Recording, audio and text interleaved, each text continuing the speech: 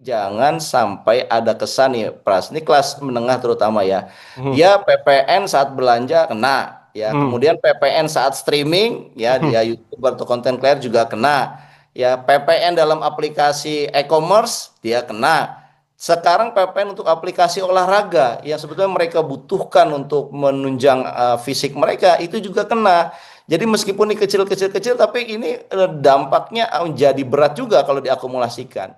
Saudara, DJP menunjuk 4 marketplace untuk memunguti pajak para pedagang online, juga menunjuk 7 aplikasi termasuk Strava untuk memajaki penggunanya. Kita kembali bahas bersama Ahmad Nur Hidayat, ekonom dan juga pakar kebijakan publik UPN Veteran Jakarta. Mas Ahmad, kita tadi sempat membahas terkait dengan omset begitu. Apakah dengan pungutan pajak marketplace semakin membuat adanya ketimpangan antara omset dengan laba para pedagang, karena kan pedagang kecil juga harus berjibaku dengan algoritma dan juga dan lain-lain. Iya, jadi begini, kita tidak sedang menolak pajak marketplace ya, Mas Ian ya. Tapi kita ingin mengingatkan bahwa memang negara membutuhkan penghasilan, tetapi dalam proses pemungkutan pajak ini harus adil. Pemerintah harus hati-hati ya. UMKM digital itu tidak bisa ya sama diperlakukan seperti halnya UMKM yang non digital gitu ya. Apalagi menganggap bahwa semua omset adalah laba. Itu Hmm. sesuatu yang keliru ya.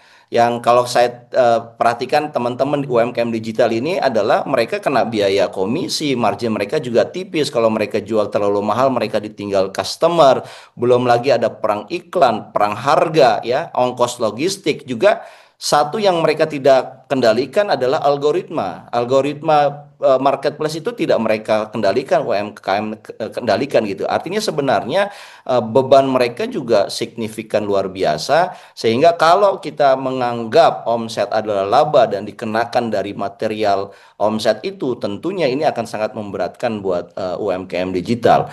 Yang kedua, saya kira kita memang perlu ya kalau menggunakan sistem yang berkeadilan, Pras. Perpajakan itu harusnya lebih detail lagi, lebih transparan lagi, lebih akurat lagi gitu. Kalau ini kan ingin mengambil simpelnya aja. Hmm. Ketika Hmm. omsetnya sekian, ya kali 0,5%. Meskipun saya kasih catatan, pemerintah juga punya kebijakan mereka yang di bawah 500 juta bisa tidak dikenakan PPh 22 yang 0,5% itu. Hmm.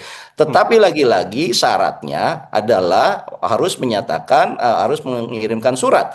Nah, kita tahu UMKM kita ini kan tidak semuanya well educated ya, Hmm. Ian. Jadi syarat yang membuat mereka harus mengirimkan surat, belum lagi template-nya seperti apa, ini juga akan membebankan buat teman-teman yang di bawah 500 juta. Hmm. Hmm. Berarti seberapa penting transparansi itu perlu dilakukan oleh pemerintah, dan transparansi seperti apa yang perlu dilakukan, Mas Ahmad? Ya, saya kira pengenaan pajak marketplace ataupun pajak digital lain itu perlu dibuat satu paradigma baru ya. Jadi jangan ada kesan warga yang menggunakan layanan digital ini seperti kayak dikejar-kejar oleh pemerintah mengenai pajak digitalnya.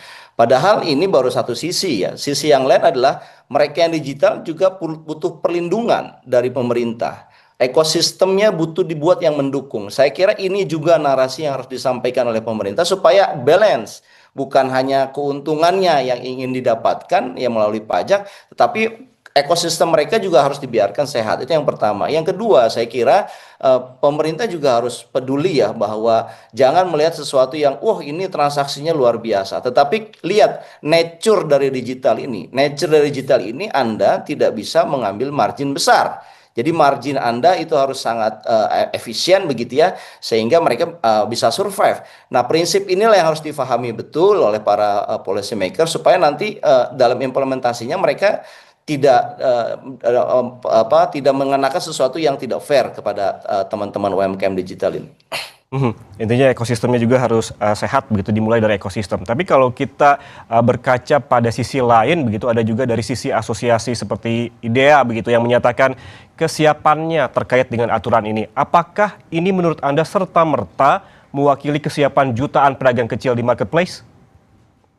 Ya, saya kira tidak serta-merta ya, karena kan banyak ya, terutama yang kecil-kecil ini kan mereka tidak punya asosiasi ataupun perkumpulan gitu ya. Mereka survival ya. Kalau kita tadi dengarkan ada guru yang berprofesi juga pedagang online dan sebagainya. Nah, saya kira ini kita nggak bisa melihat dari satu dua aktor saja atau asosiasi saja. Kita harus melihatnya bagaimana memahami nature ya dari UMKM yang bergerak di digital ini.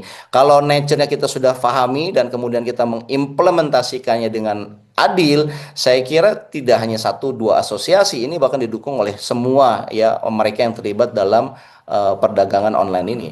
Kian.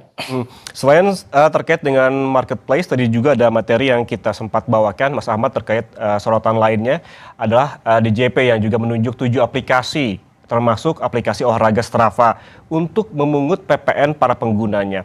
Anda melihat ini sebagai langkah untuk memaksimalkan pendapatan negara, atau saat ini pemerintah tengah mencari celah hingga yang paling kecil sekalipun untuk menutup defisit APBN? Iya, saya kira ini salah satu upaya pemerintah ya untuk meningkatkan penerimaan negara. Kita tahu penerimaan negara ini kan mengalami penyusutan terus ya, karena basis pajaknya kan turun. Kelas menengah juga dirasakan sebetulnya sedang turun. Makanya basis pajaknya perlu diperluas. Ini salah satu langkah pemerintah untuk memperluas itu. Tetapi jangan sampai ada kesan nih, Pras. Ini kelas menengah terutama ya. Dia PPN saat belanja kena. Ya, kemudian PPN saat streaming, ya dia YouTuber atau content creator juga kena. Ya, PPN dalam aplikasi e-commerce dia kena. Sekarang PPN untuk aplikasi olahraga yang sebetulnya mereka butuhkan untuk menunjang fisik mereka itu juga kena. Jadi meskipun ini kecil-kecil, tapi ini dampaknya jadi berat juga kalau diakumulasikan. Kita perlu hati-hati ya, jangan sampai perluasan pajak yang diinginkan oleh pemerintah itu dipersepsikan bahwa negara ini terlalu cepat memungut pajak dari aktivitas digital warga gitu. Nah, kalau ada dianggap terlalu cepat ya akhirnya kan ada ketidaknyamanan.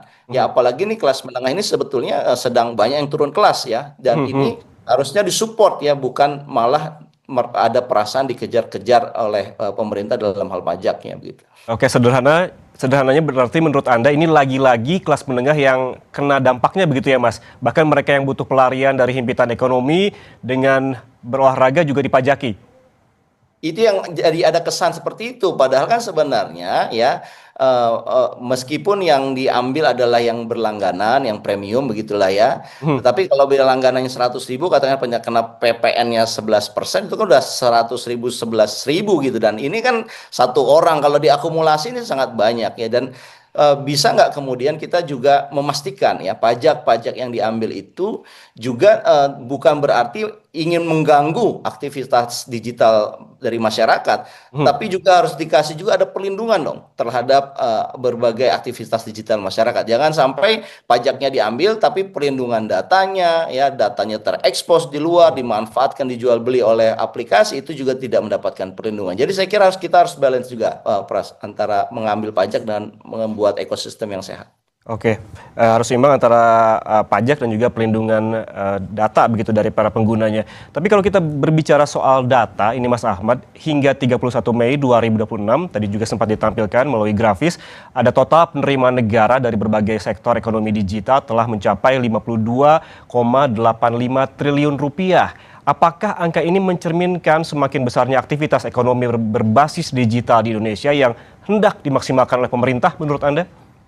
Iya, saya kira ini sinyal bahwa ini diambil dari masyarakat ya sangat kental sekali ya. Jadi ini dianggap memang aktivitas digital kelas menengah semakin tinggi, sehingga penerimaan dari aktivitas digital pun diharapkan semakin naik lagi ya. 52 triliun itu kan angka yang besar.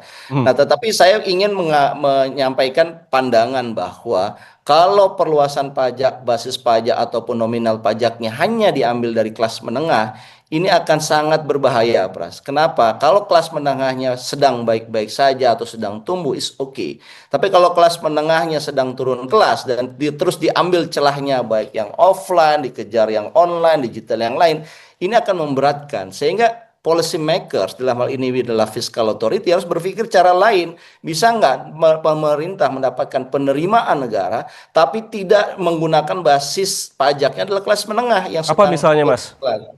Ya banyak caranya. Saya pernah menulis satu kajian, misalkan kita punya Indonesia ini letak strategisnya adalah di kawasan Selat Malaka. Selat Malaka itu lalu lintas perdagangannya luar biasa. Saya mencatat hampir sekitar 3.000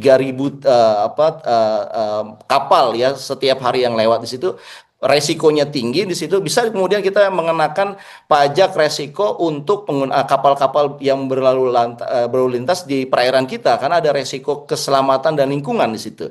Nah, itu kan tidak mengenakan kelas menengah. Itu bisa dipajakin. Saya pernah buat simulasinya, kita bisa mendapatkan nilai yang sama, 52 triliun kalau kita mendapatkan satu diplomasi dagang yang cukup baik ya. Tentunya tidak hanya Indonesia bersama dengan Singapura dan Malaysia. Lagi-lagi kita dapat sejumlah yang sama, bahkan bisa lebih besar tanpa membebankan kelas menengah kita, Ian.